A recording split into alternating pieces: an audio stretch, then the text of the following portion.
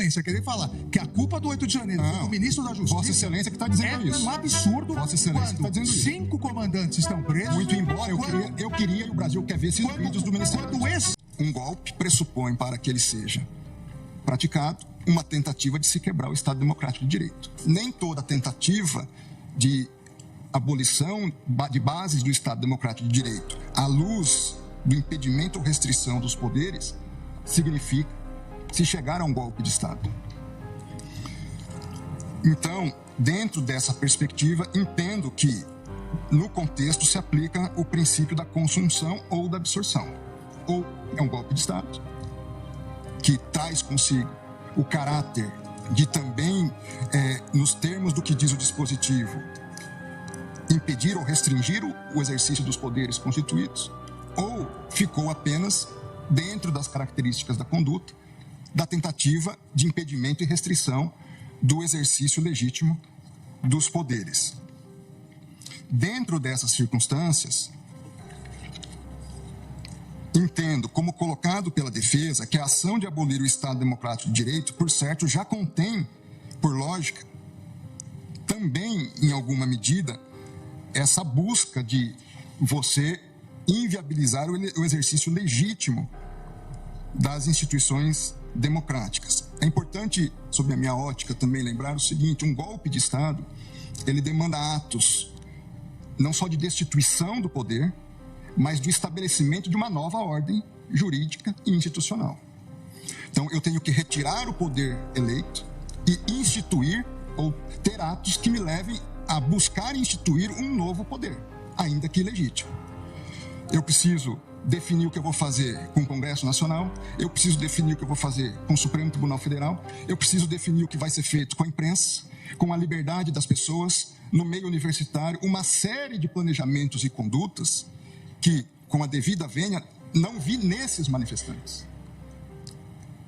A perspectiva da atuação deles era criar uma situação de instabilidade institucional, mas qualquer ação de golpe de Estado dependeria de uma ação de outras forças, basicamente dos militares.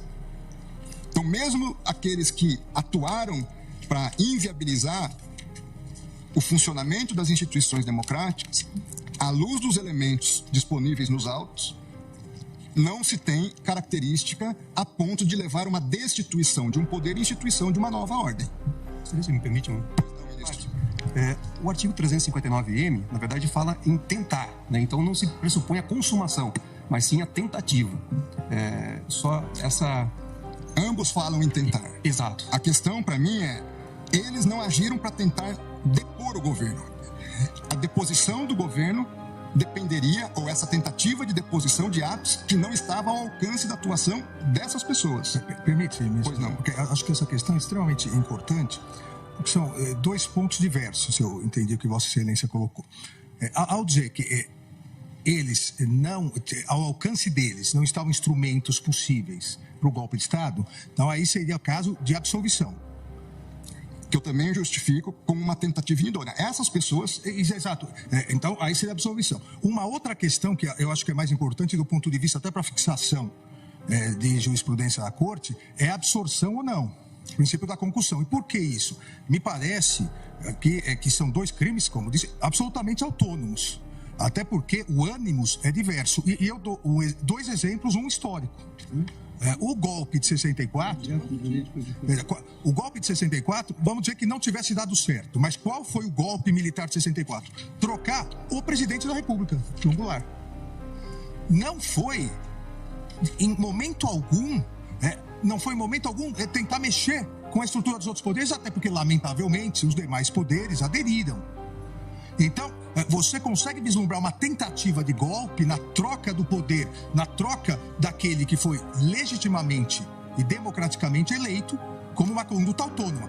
O que, na minha opinião, no meu voto, eu entendi, ao prever a intervenção, ao pedir a intervenção federal, se pretendia trocar o presidente eleito pelo candidato que perdeu.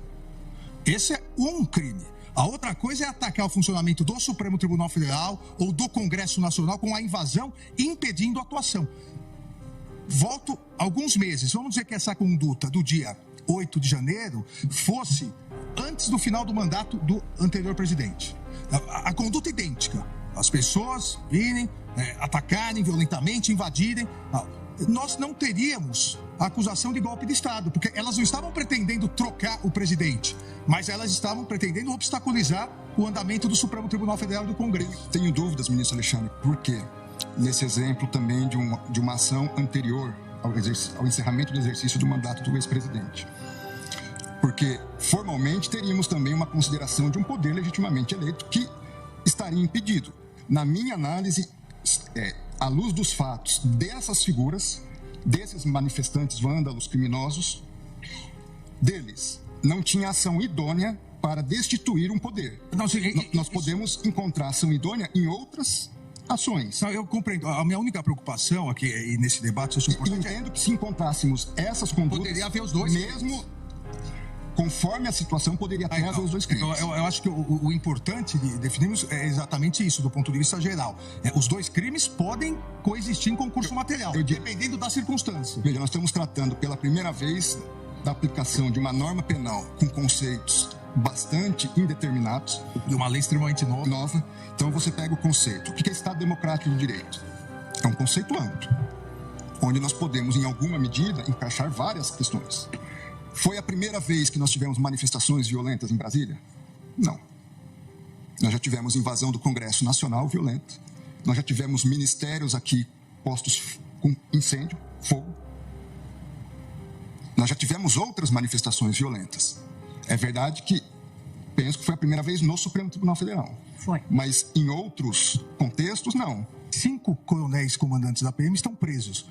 Exatamente porque desde o final das eleições se comunicavam por zap, dizendo exatamente que iriam preparar uma forma de, havendo manifestação, a Polícia Militar não reagir. Então, claramente, a Polícia Militar, eu também fui ministro da Justiça e sabemos nós dois, que o ministro da Justiça não pode utilizar a Força Nacional se não houver autorização do governo, do Distrito Federal, porque isso fere o princípio federal. Não em relação aos prédios federais.